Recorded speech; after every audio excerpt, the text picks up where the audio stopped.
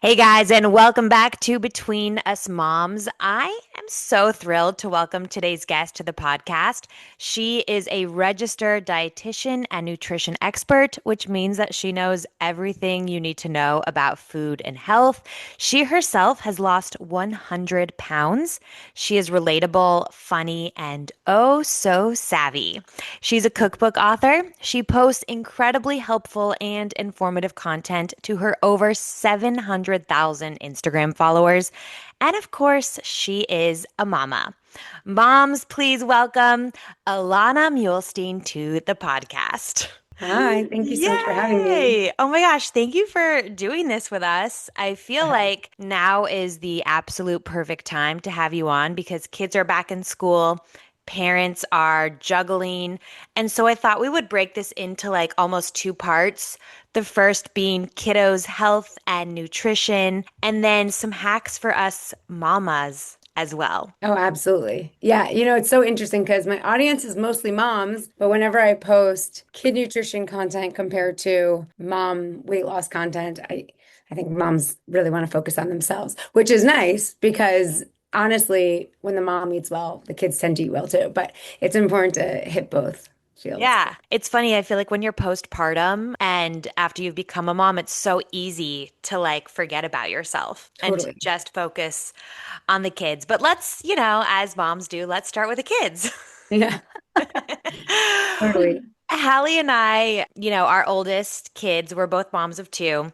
Our kids are both in school. Mine goes to school 3 days a week, half days. And so I'm kind of new actually to the packing lunch game. And so I thought we would start with something kind of just like simple, like what is the absolute best and most nutritious thing that you can pack for your kids to eat at school so that they aren't crashing before their afternoon nap or later at night or just like getting a sugar high? Like what is it? Totally. So, as young as possible, especially with your first kids, especially when they're young, go for the nutrition. Also, the teachers in those young grades really promote it. So they want the kids eating nutritiously. They're asking the kids, where are your fruits and vegetables? Where's your protein? Sadly, when the kids start to become like fourth grade, fifth grade, and up, the teacher stops sitting with the kids. The kids get to have like lunch break. They start to eat at their own tables. The teachers don't know what they're eating. That's when my like fifth graders and second grader tells me like, why are other kids bringing Oreos? And I'm like, you're not even allowed to bring that to school. You're not supposed to be bringing junk food to school, but there's no supervision. So you really have to own those early years, and be as healthy as possible in those early years. Also, that is the whole French concept. The French believe in establishing healthy eating habits in years 0 to 5. So parents listening to this, that's not when you give your kid like Dunkaroos and all that type of stuff. That's when you give them the most nutritious things. First things first, you should really be thinking about protein. So you really want to make sure your kids are getting protein midday. That's going to help keep their focus up, their energy balance, their blood sugar balance, and so forth. We want to make sure they're getting protein for their optimal growth and development. So I love hard-boiled eggs. My older kids love them at home, but do not want them in their lunchbox. At the older grades, they start to get not teased, but they get the comments from the friends, and you don't have that. I have found under 4 years old in that preschool, nursery school setting. So my baby loves hard-boiled eggs. Same goes with tuna. My older kids love it at home, don't want it in their lunchbox because they fear of the smells and what the other kids will think. But my 3.5-year-old loves tuna in his lunchbox. So you want to be thinking about protein. For the older kids, when it comes to protein, I have to be a little bit more savvy. They'll eat turkey slices if it's in a roll up or in a sandwich type thing. Versus my baby, who I just kind of roll them up on their own and he eats them almost like sticks. The older kids, they'll do leftovers. So chicken, like grilled chicken, I could put it on skewers or something like that, or ground up meat. If it stays nice and warm, they'll do that mixed with pasta or in like a deconstructed taco situation. Other, Yum. yeah, other I want that. I know, I'm you like, that should. sounds great. When they're younger, do everything. And my younger son, like he'll take salmon leftovers, but my older kids won't. So, try to be as nutritious as possible in those early years because sadly, as they get older, wanting to be like the friends starts to really kick in. And it's just this like natural thing that I find stems every school, across the world. So then for the older kids, I have to get a little bit more savvy about sneaking in that protein. I love goodles. Goodle's macaroni and cheese is a high protein macaroni and cheese. We do that at least 1 to 2 times a week. I'm their nutrition advisor. I love it. We all love it. So I tend to do more like the sneaky proteins for the older kids. We'll do like a cheese quesadilla type thing, and I'll do like high protein bread if I can find it. So you have to get a little more savvy. But fruits and vegetables is a must. So every kid across the board gets fruits and vegetables every single day. So that's cucumbers, peppers, baby carrots, seaweed. I'll count as a veggie if I need to. Maybe a little chopped salad as they become more interested in that. Yeah. But always veggies and always fruits. I mean, we do every fruit in this house. Kiwi, grapes, apples, peaches. There has to be that fresh element of fruits and vegetables every single day. And then, of course, there's, the snacks. And I just always try to keep those as low sugar as possible. So, yes, they need that crunchy carb in the middle of the day. The kids are running around, they're moving, their brains run on carbs.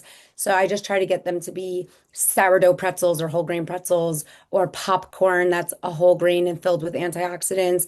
Or even if it's a chip, it's avocado oil chip or one that's less processed versus the sugary snacks. So, if it's going to be a snack, even if it's indulgent like a croissant, I still rather it be that something with more fat and a little bit more savory than something that's super sugary and junky.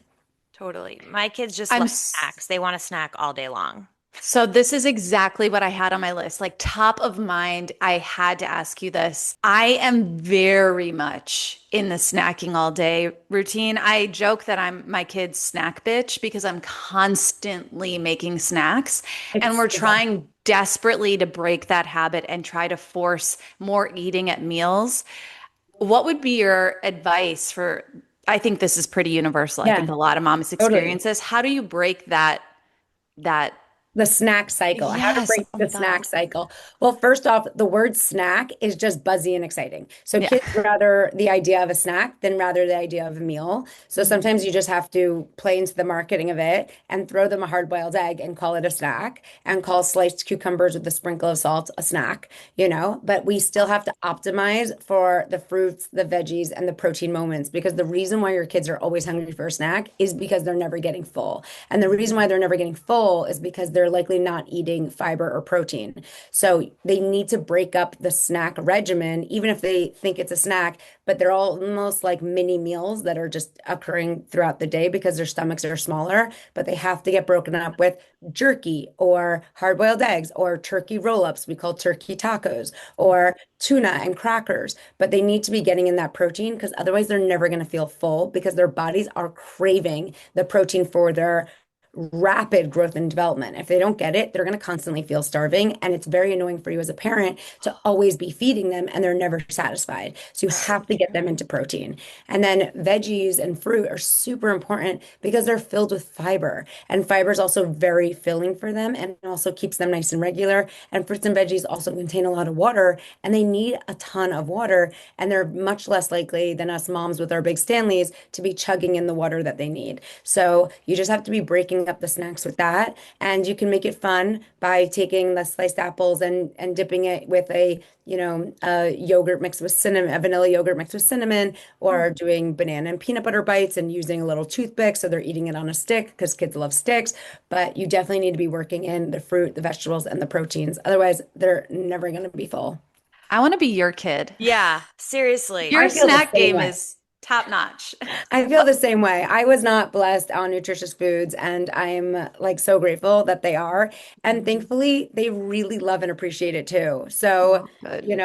my daughter will peel a whole carrot and snack on that. They love plums. I really try to keep it exciting by one, educating them. So sometimes they'll ask me, Mommy, what's this good for? And if you're not a dietitian, you could also just do a quick chat GPT, like, explain to a third grader why carrots are good for them because they want to learn. They're thirsty for that knowledge. And then they like to say, I have superhero eyes or whatever else it is.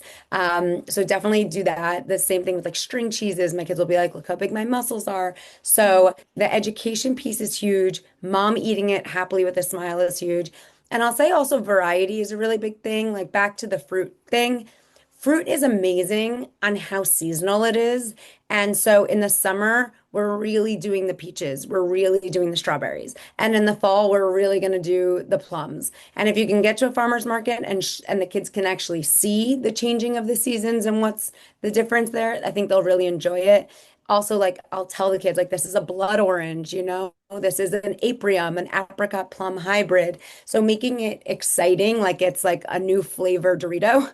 Yeah. You have to be as powerful as these marketing Mhm. companies are. You are a wealth of knowledge. I feel like we are 10 minutes in and I've already learned so much. What I struggle with is my kids eat fruit like there's no tomorrow. In the morning they love frozen blueberries, they love strawberries, they love mango. Vegetables, forget about it. Okay, Sometimes so we they'll have do to do better on case. the veggies. Yes, and like what is the secret to that or how do we make them more tasty? Because my two and a half, I guess 2 year old, almost 2.5 year old will not eat a vegetable. She literally, I try to sneak it in sauces and she's like, no broccoli, no broccoli. And she Oh, no, picks no, no, no, no. We every got to work little on thing. that. Yes, what do I So do? first off, if your kid loves fruit, this is like a hot take, but if your kid loves fruit and doesn't like veggies, pretend that some veggies are fruits. So sugar plum cherry tomatoes, super sweet, and technically are a fruit, but like tell your kid that they're fruits, that they're just like strawberries and raspberries, because they are the benefits of a veggie in terms of being low sugar, high in lycopene, high in antioxidants. So you could work that angle. Also, veggies need a little love. So fruit, really juicy strawberries in the summer, they're really good and sweet as is. Obviously, they're sweeter if you add some sugar, but they're really good as is versus veggies need a little bit of love.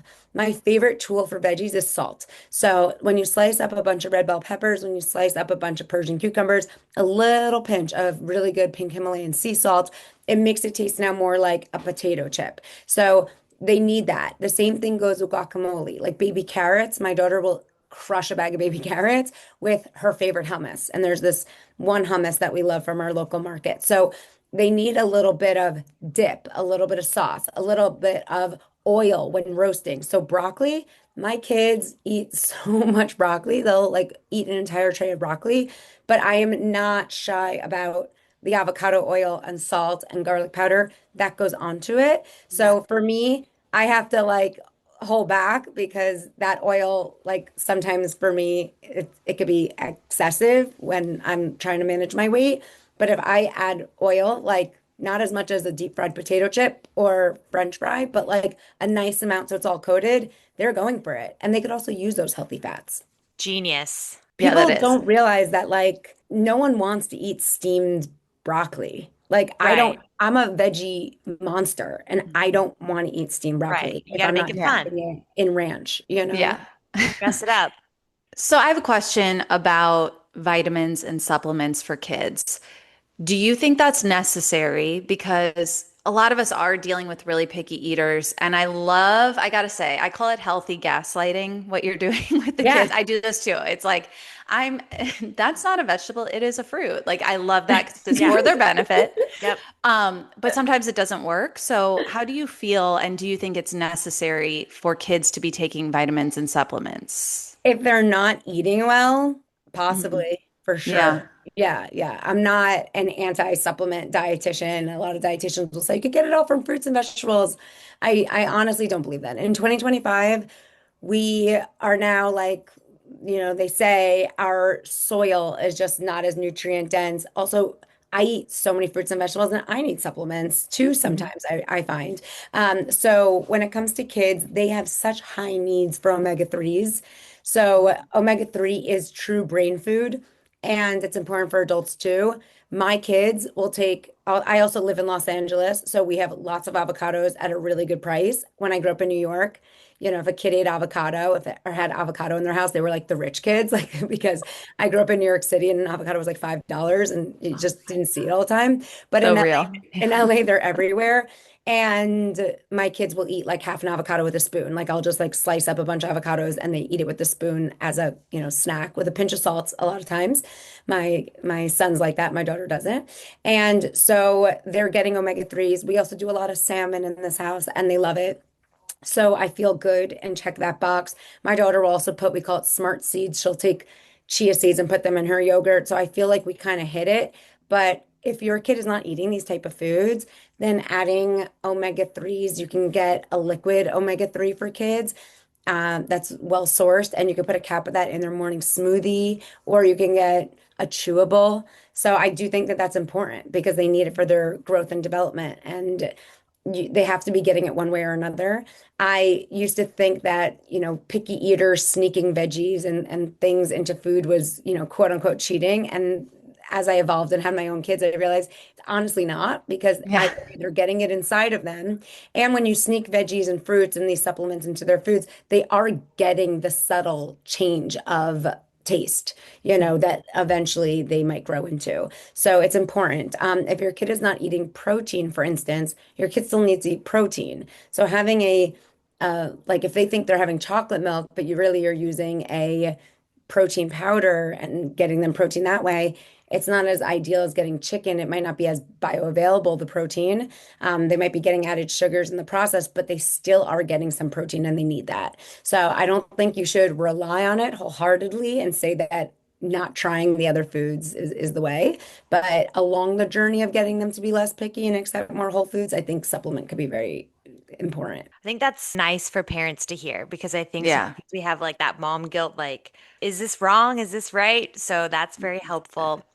I'm curious. So, what is the one health food that moms and dads think might be good for their kids, but you would never ever put in your grocery cart? That's such a great question. Uh, Flavored yogurt, squeezable things. Mm. We don't do them here. I mean, my kids will see them at another kid's house and get really excited about them. But and I, won't deny them of them if they're at a friend's house and they ask me for one, but I do make it clear that that's a treat. Like that's not a yogurt from the fridge. That's your treat. You're having that because you're not having, you know, a gummy bears from their pantry. Yeah. Is that So because of the added sugars? it's really sad that everything marketed to kids usually means less protein and more sugar.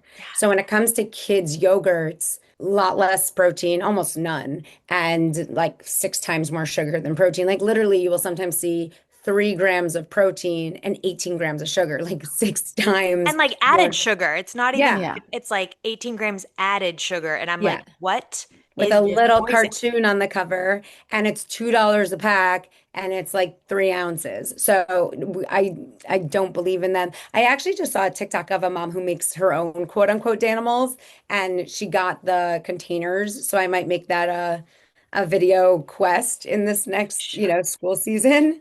But Hey. I do not buy those. I mean, I like the idea of buying the tube ones and freezing them and Uh-huh. treating it like an ice cream. But again, it's an ice cream. When I see parents, and I have a lot of friends who do this, and and they go, "You need to have a protein, have like, your yogurt drink." I'm like, "Oh no." I do know that the brand Siggi's makes them, and Yeah. I know most of their yogurts are less sugar. I don't know if their pouches are less sugar. I didn't look into it, but likely.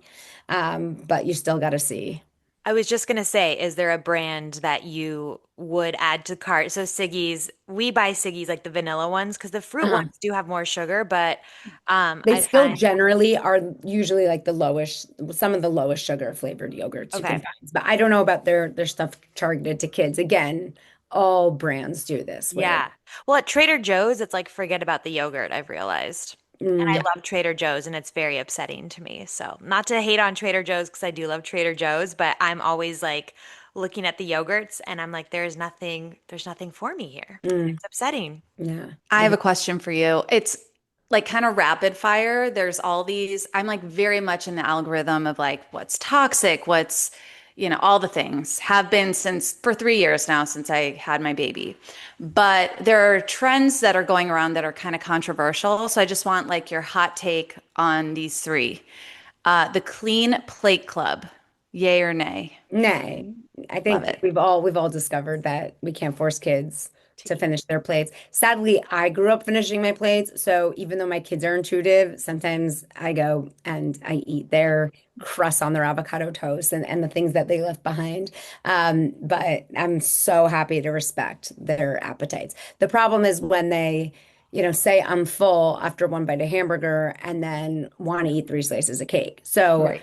it's a balance. Like I'm not forcing them to eat too much, but making sure they're getting what they need. How do you feel about raw milk? Not a fan.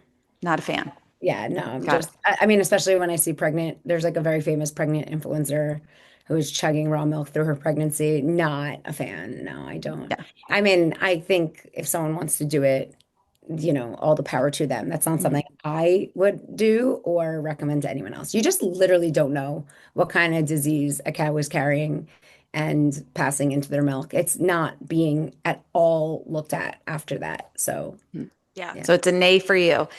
And So then the last one is feeding your kids dinner at 4 p.m. yeah, I think that really works for a lot of people. I think kids get really hungry at 4 p.m. when they're home from school and they're crashing.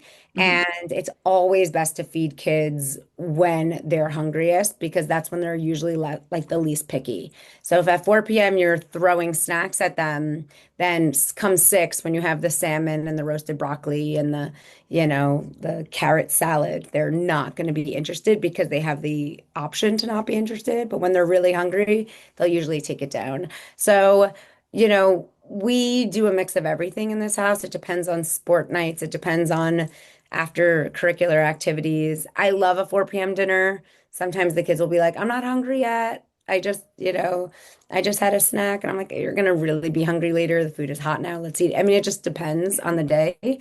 But I am a big fan. I think it generally works out better that way for a lot of Yeah. families. Works in our house too.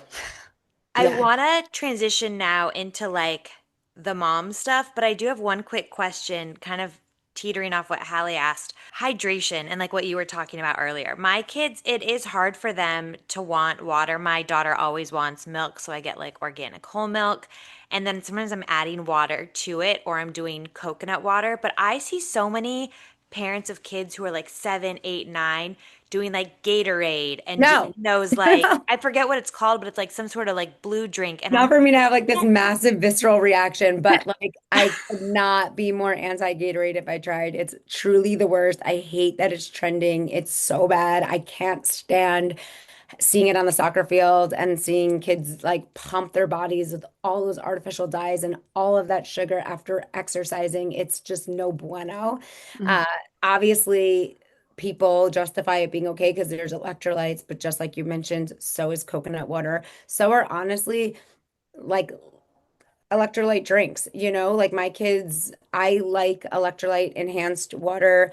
I buy, packets or a tub with a scoop that doesn't have artificial colors in it, doesn't have artificial sweeteners in it, doesn't have a lot of added sugar. And I'm very happy to give my kids a sprinkle of that if it helps them drink more water and get the electrolytes they need. But Gatorade is just not, it's just not it's not good. Like it's just I'm don't mean to, bash the brand, but I just can't stand it. I can't stand okay. it. It makes me so sad. And then you see like some, sports players getting millions and millions and millions of dollars to show they're drinking it when I I like know. so wholeheartedly believe on the back end, their dietitians and their personal trainers do not have them drinking that stuff either. Mm-mm. Really? And they're just taking the ad dollars. I wholeheartedly believe that. I don't think in 2025 any professional athlete is wanting to drink that stuff. They're trying to keep their careers Wow. going as long as possible. They're trying to optimize their performance. They're not trying to drink that. Mm-mm. Okay. So, but milk and coconut water we're okay with. Yeah, we're okay with Okay. that for sure. And I think watering down those things, like if it becomes It's more okay. than 6 ounces, is actually a good idea. Yeah. Oh, great. Okay. Mom stuff. You've lost 100 pounds. I'm so impressed. You look amazing. Yeah. I want to know what is the secret to losing the weight for the long haul and keeping it off. I'm in a place where I am now stuck postpartum. I cannot lose those like last 5 to 7 pounds, and I don't know what to do. I don't necessarily want to do like Monjaro or Ozempic or anything like that. I want like sustainable weight loss, Good for you. and I need your take. And I feel like a lot of moms are in the same spot that I'm in, like those last 5 to 7 pounds, whether it's like hormones or just your body changing from carrying children. It's Like, also, you're surrounded by so much more food. In the past, when you were 5 to 7 pounds down, you were eating, your spouse was finding his food, and you got on with the day. Now you're also making this 4 o'clock dinner. And then you're also, so being a mom, those 5 to 7 pounds I find are so sticky just because we're around food so much more. We're buying so much more food. We're having so much more options in our pantry. Like it's a lot. And also studies always show that the more people at your table, the more you tend to eat. It becomes a lot more mindless. Everyone's running through the house. I totally get it and can relate to it. Uh, I have a program, the To Be Mindset, with four core principles that I have to follow every single day. And I love to follow every single day because I always feel better when I do. Uh, Big believer on drinking water first. I drink insane amounts of water. I always have massive jugs near me at all Cheers. times of the day. Yeah. So tons and tons and tons of water. Wherever you are, your water should be. Water first, veggies most. Lots and lots and lots and lots and lots of veggies. It's very common now, everyone's talking about healthy and, like you said, non-toxic, and it's really easy to find yourself eating grain bowls and quinoa bowls and avocado and even soba noodles and all this like clean eating and date oat maple syrup snacks and things like that that might be clean, but there's a huge difference between healthy and healthy for weight loss. And healthy for weight loss is definitely veggies most. And I'm also a big fan of the tracker. So I write down my food every single day. And I believe everyone, especially moms, absolutely have to. I've been running my weight loss program I started my weight loss journey when I was 13. And, I've been talking about this a lot lately. Like, I lost 75 pounds through high school, like on my own Wow. with my program. And I was really young when I started. And then I lost my last 25, through college and my master's and stuff. Like, honestly, like before I became a mom, but then I had three pregnancies and had to lose it back each time and maintain it. And it's wild to me that there were different points in my weight loss journey where I would write down my food so often I was able to kind of coast and maintain Yeah. without it, as long as I was doing all the other things and still using the scale and still using all my other principles.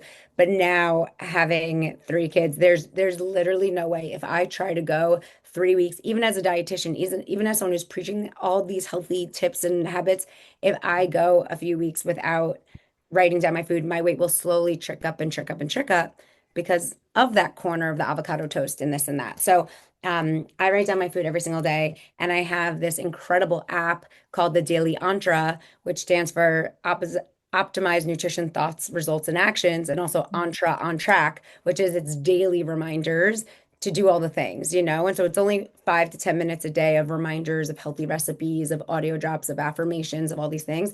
But every single day, it's just that little note in your ear that gets you realizing, oh yeah, like free food, I do always pay for later. I don't need this free sucking candy at the nail salon. And, having that daily reminder, I really feel is making a massive difference for my community in losing those 5 to 7 pounds like they haven't been able to do before. So I'm really glad that I have this new program that's getting results like I honestly haven't seen before. What a boss. Yeah, seriously. Amazing. I want to ask you because I'm turning 41, Katie's turning 40 next month, Amazing. and I cannot go to a social function with women right now without perimenopause coming up. And I know that there's a lot we can be doing to support ourselves and our bodies in perimenopause through our diet. I have not even begun to do that research. So I'm curious what you can advise to those women Yeah. uh, that we I can would be say doing. first things first is like the hype on creatine, I think is pretty real. I do think Mm. it's beneficial for women 41 and over going through perimenopause just because it does have the power to help preserve lean muscle that we're seeing in studies. So I have a container. I have not started taking it. I tell myself I should and I could and I just don't. But I think the second I hit 40, I think I'm going to take it pretty diligently because it's kind of wild how our body's lean muscle stores as women start to decline through that stage, which is what the result of that lower belly pooch and stuff like that that a lot of women start to see and experience. So whatever you could do to preserve your lean muscle mass becomes really important. So it could be creatine or it's definitely strength training, and I'm definitely doing that, in advance because we need to keep our metabolisms working as much as possible and keep our muscle as much as possible through that stage. So if you're someone who was not exercising before, as you turn 40, it becomes really like a non-negotiable unless you want to start to see your body, even if you stay lean and weight's not an issue. I do have friends who've gone through it and have clients who've gone through it who just say the body composition really changes. So even if the weight is exactly the same, just more weight or flab in that lower stomach area does Yeah, become a real thing. totally. Creatine. Oh, Okay. Coffee before you eat breakfast. Good The idea. whole cortisol thing. Yeah. yeah.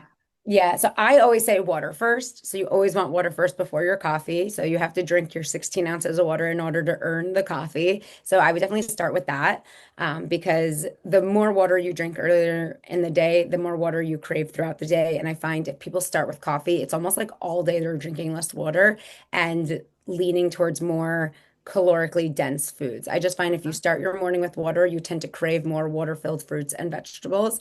And that's just something anecdotally I've noticed with my clients. So I always say water first. The whole coffee cortisol spike thing, I think it really depends on if you're going to get activity or not.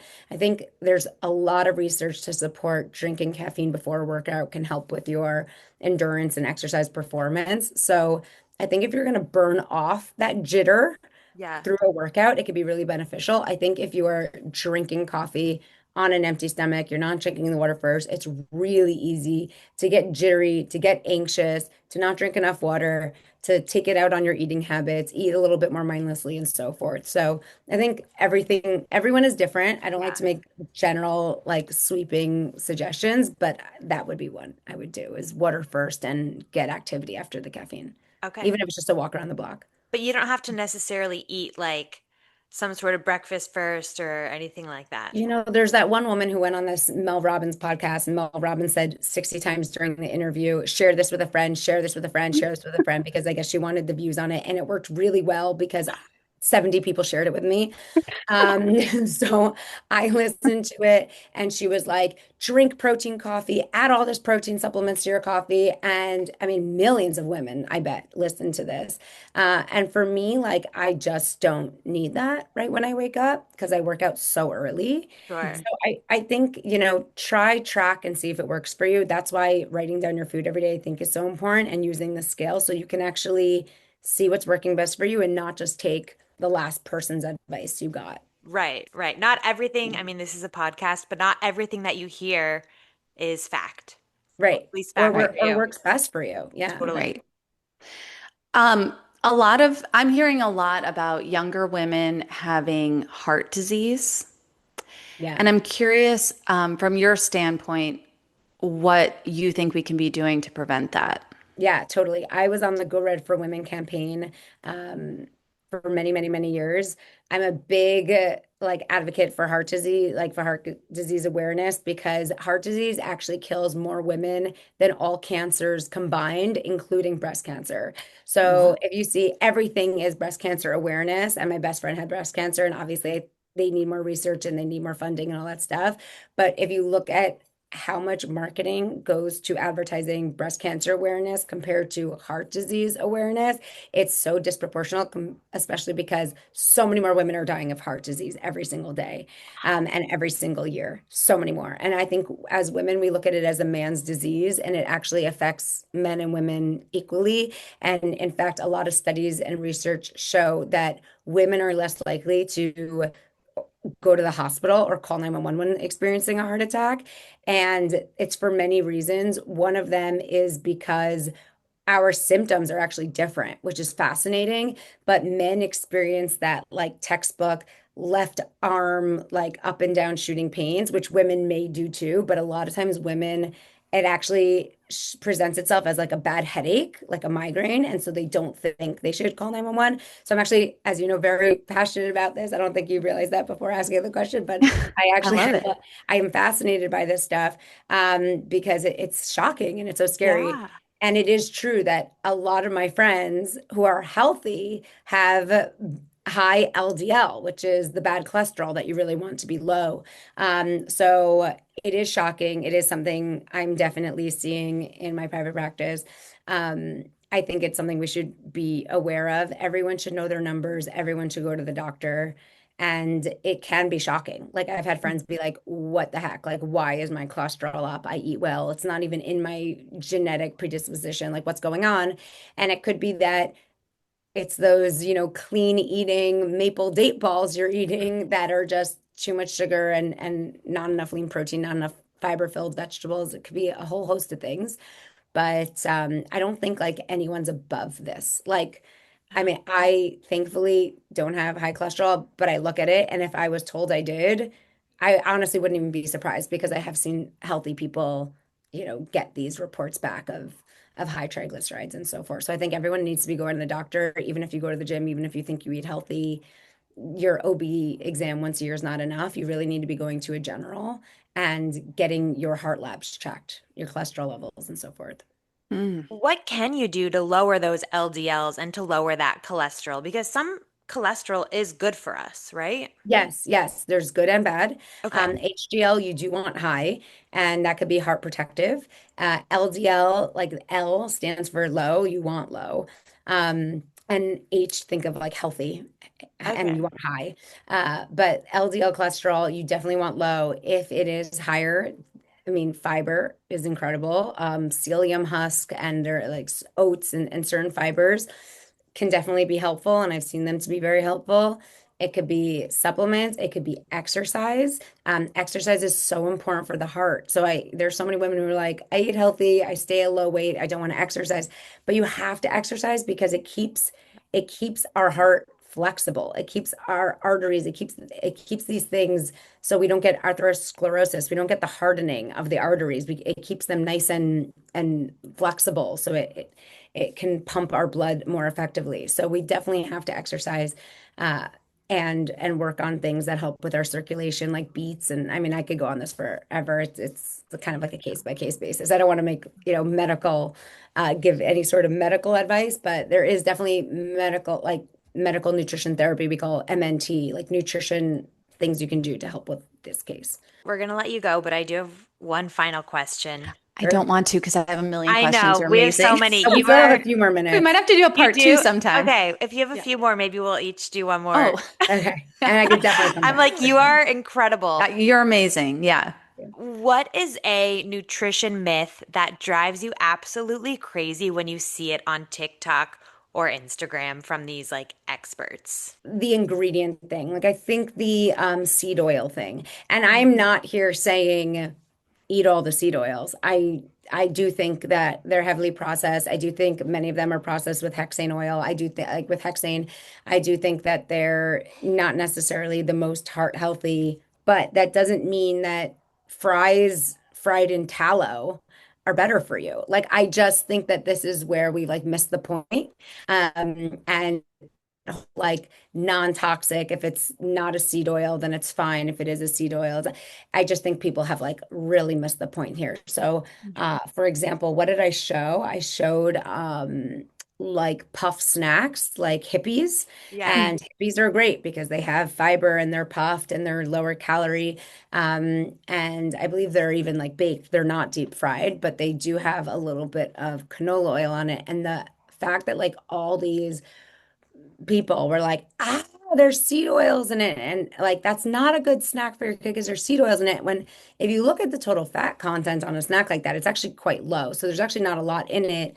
And, you telling yourself that like these, I don't know, gummy snacks made with like this honey chocolate is so much better for your kids because it's made with honey when it's still going to spike blood sugar and it still doesn't have any protein or fiber like the puff snack does.